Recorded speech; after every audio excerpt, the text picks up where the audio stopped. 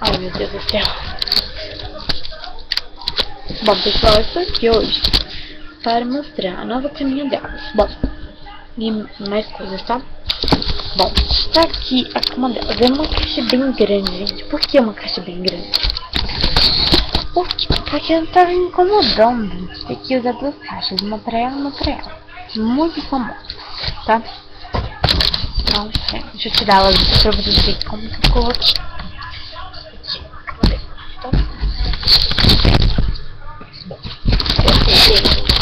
Coloquei uma fronha, um travesseiro para as duas e outro fronha por baixo e um outro travesseiro por baixo grande, tá?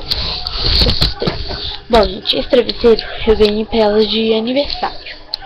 Esse travesseiro, tá? Que eu ganhei hoje. Tem essa ursinha bailarina, essa girafinha. Ele é todo assim, tá?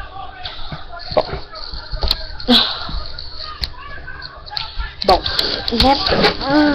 peraí.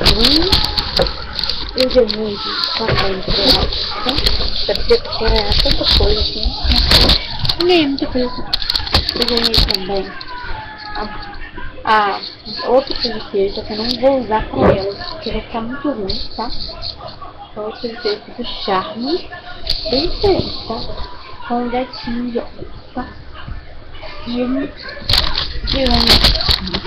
Como eu já disse, eu ganhei ela de aniversário sábado passado pra me brincar com a minha prima. Eu ganhei hoje.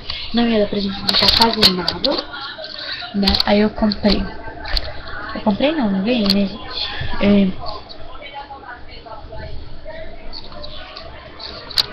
Vai colocar esse negócio pra carregar.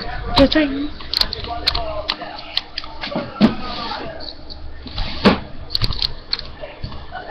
Um pijama. Tchau, tchau.